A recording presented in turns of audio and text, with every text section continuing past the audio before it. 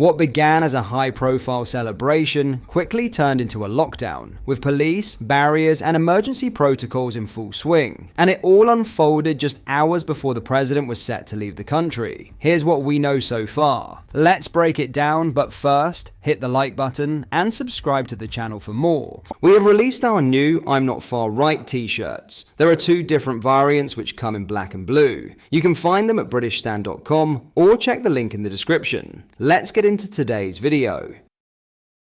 Tensions ran high in Aberdeenshire today as Donald Trump's new Scottish golf course was placed on lockdown following reports of a suspicious package near the entrance. The incident unfolded just hours before the US president was scheduled to depart from RAF Lossiemouth, capping off a high-profile visit to the UK. According to eyewitnesses on the scene, members of the public, journalists, and golf course staff were swiftly evacuated from the entrance of the many estate and moved beyond a designated crash barrier. One report indicated that individuals were held in place for more than an hour as a precautionary measure, with police forming a secure perimeter around the affected area. Police Scotland confirmed the security operation began shortly after 3 p.m. when officers carried out what they described as precautionary checks on a vehicle. A spokesperson later said, "This search has been completed, there was no criminality, and the cordon has been removed. Despite the disruption, the situation was ultimately declared safe, with no threat found." However, the moment cast a shadow over what had otherwise been a carefully orchestrated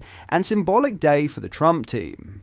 Earlier in the afternoon, President Trump had teed off on the newly unveiled new course at his luxury Scottish resort, Trump International Golf Links. Standing before a crowd that included golfers, press, and political figures, including Scotland's First Minister and the leader of the Scottish Labour Party, Trump offered remarks celebrating both the development and what he described as a growing bond with the local community. With his usual flair, Trump even referenced the late Scottish actor Sean Connery, known for his role as James Bond and his past vocal support for Trump's golf ambitions in Scotland. In a moment that drew laughs from the crowd, Trump attempted to mimic Connery's distinctive voice while praising the Scottish landscape and the resort's journey. "We started with a beautiful piece of land," Trump said from the grandstand, "but we made it much more beautiful. The area has really welcomed us. If you remember at the beginning, there wasn't quite a welcome, but it wasn't bad. But with time, they liked us more and more. Now they love us, and we love them."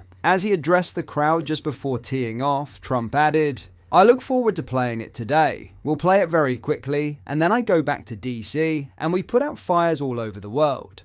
Trump International Scotland claims that with the opening of the new course alongside the original championship course, the many estate now boasts the greatest 36 holes in golf. The development represents a key piece of Trump's international golf brand and a significant personal investment in the Scottish landscape. However, the project has not been without its critics. Environmental campaigners and political opponents have long accused Trump's developments of damaging the coastal ecosystem and overpromising on economic impact. Local residents and watchdog groups have raised concerns over job creation figures, claiming that the economic benefits touted by the Trump organization have not fully materialized. The lockdown incident will likely fuel further debate about the cost and complexity of high-security visits by world leaders, especially those as polarizing as President Trump.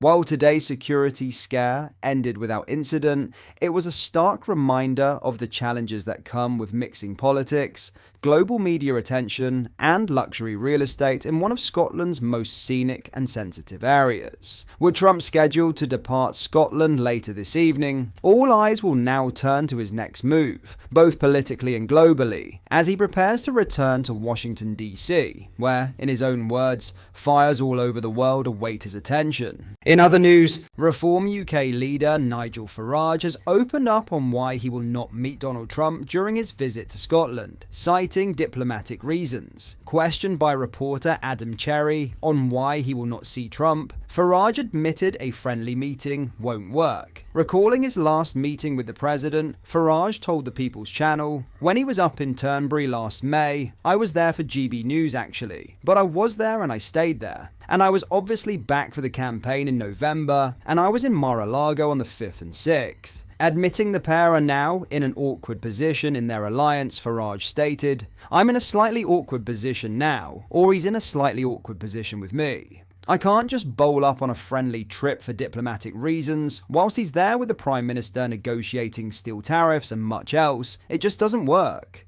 Lifting the lid on his friendship with Donald Trump, the Reform UK leader revealed he recently went to dinner with the president's son, Donald Trump Jr. He explained, "I had dinner with Donald Trump Jr. the other week, and I'm on good terms." Assuring he is still on good terms with the Trump administration, Farage declared his relationship with Trump is always one of friendship. Farage stated, "I'm on good terms with the administration. My relationship with Trump has always been one of friendship, but right at the moment, diplomatically, it doesn't really work." Addressing domestic matters, Farage took aim at the Online Safety Act, warning of the state suppression of genuine free speech. He cautioned, "I felt that things were genuinely opening up for a proper, rational, sane debate without being shouted down until the Online Safety Act came into being this weekend, which begins to look as though state suppression of genuine free speech may be upon us already." Reflecting on the recent protests outside the Bell Hotel in Epping for housing illegal migrants, Farage said, "Over the course of the last week, migrant crime has been a very, very big debate around the country following the episode that took place at the Bell Hotel in Epping. And over the course of the next few weeks, we will delve more deeply into this. There is an alarming parallel between the extraordinary increase in the number of reported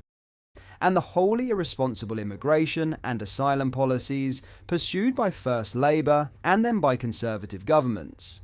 Farage's remarks paint a revealing picture of both his international and domestic stance, one shaped by long-standing alliances, strategic diplomacy, and a sharpened critique of Britain's political direction. While his absence from Donald Trump's Scotland visit signals a calculated political decision rather than a personal rift, his continued engagement with Trump's inner circle suggests the relationship remains firmly intact. His recent dinner with Donald Trump Jr. serves as a reminder that, despite the optics, the transatlantic friendship endures, albeit from a careful diplomatic distance. On home soil, however, Farage was far less reserved. His warning over the implications of the Online Safety Act, combined with pointed criticism of immigration and asylum policy, underscores his broader concerns about government overreach and what he sees as a growing disconnect between Westminster and the British public. He linked rising crime to long-standing policy failures and framed the national conversation as one that has been stifled by legislation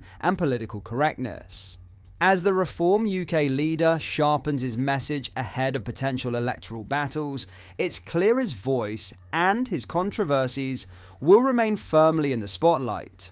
Whether tackling global diplomacy or domestic unrest, Farage continues to position himself as a disruptive force determined to challenge the status quo.